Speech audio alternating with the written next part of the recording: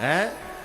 अभी संयम के तापों को तुम्हें तपना नहीं आया, अभी संयम के तापों को तुम्हें तपना नहीं आया, अभी प्रेम की माला के मनकों का तुम्हें जपना नहीं आया।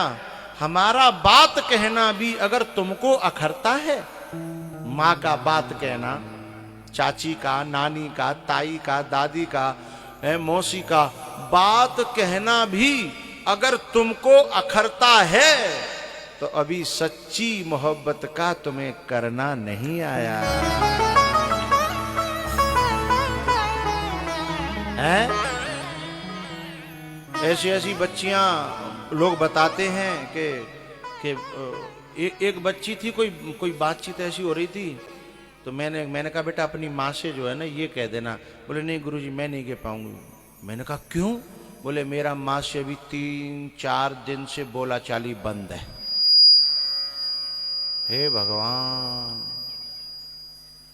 जिसने पैदा किया, जिसने दूध पिलाया, जो तेरे लिए जी रही है, तेरे लिए मर रही है, तेरी खातिर बुरा भला सुनती है दुनिया का, गलती तो पे होती है और डांट उस पे पड़ती है, गलती तू करती है और लांछन उसको लगता है, और ऐसी इतने इल्जामों को अपने सिर पर ढोने वाली माँ से तू 3 दिन से बात नहीं कर रही।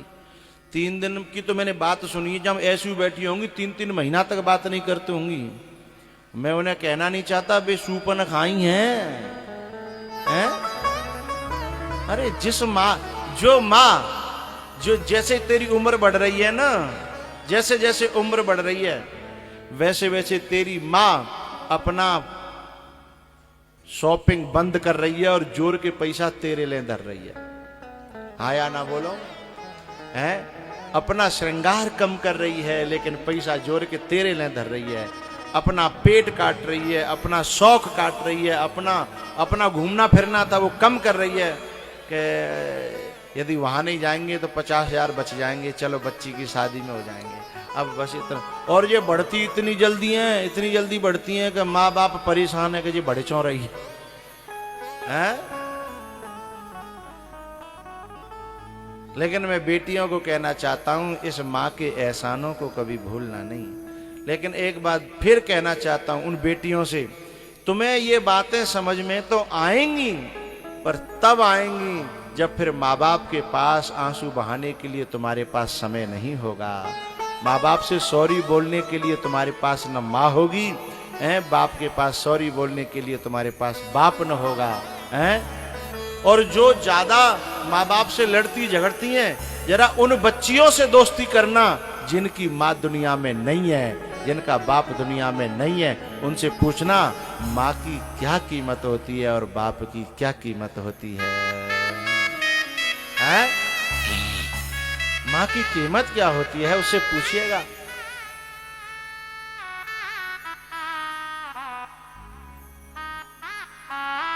तो ये सूपनखा की वृत्ति को मैं अपने सत्संग की बच्चियों से कहना चाहता हूं अपने जीवन में न लाएं। ये हमारी संस्कृति नहीं है, ये हमारे भारत देश की प्रवृत्ति नहीं है, प्रकृति नहीं है, स्वभाव नहीं है, धर्म नहीं है। ये हमारे यहाँ तो माँ के, बाप के, गुरु के, चाचा के, ताऊ के, इन सब के बीच में अपना एक ऐसी जगह बना लेना कि जब तुम जाओ तो सबकी आंखों में पानी आ जाए, ऐसा माहौल बनाए। इतना ही कहूंगा, लेकिन बच्चियों से मेरा ये कहना है कि मेरे थोड़े कहे को बहुत समझना है ना। और मैं इतना भी कह रहा हूं कि यदि मेरे थोड़े कहे को बहुत न समझा तो मैं 2 बातें बताना चाहता हूं। इंसान के 2 गुरु हैं, एक तो गुरु जो मनुष्य रूप में है वो, और एक है फिर समय, वक्त, काल। ये 2 गुरु हैं इंसान के। जो देहदारी गुरु है उसकी बात समझ में न आई तो फिर वक्त, ये काल फिर इतना बुरी तरह समझाता है, फिर ये समझ में आता है कि यदि गुरु की समझ ली होती तो इतनी बुरी तरह समझना नहीं पड़ता। वक्त ने समझाया तो फिर प्यार से नहीं समझाता, वो वाणी से भी नहीं समझाता, वो तो फिर उसका तो डंडा चलता है। डंडा पीठ पे पड़ेगो, बांधे क्यों गठरिया प्राणी पाप। डंडा पीठ पे पड़ेगो, बांधे क्यों गठरिया प्राणी पाप की। डंडा पीठ पे पड़ेगो, बांधे क्यों गठरिया प्राणी पाप की। तो शूर्पणखा वो हैं जो बाहर से बड़ा अच्छा दिखना, बनना, बोलना जानती हैं, लेकिन जिनके भीतर जो है ना प्रवृत्ति बड़ी गड़बड़ है, हैं?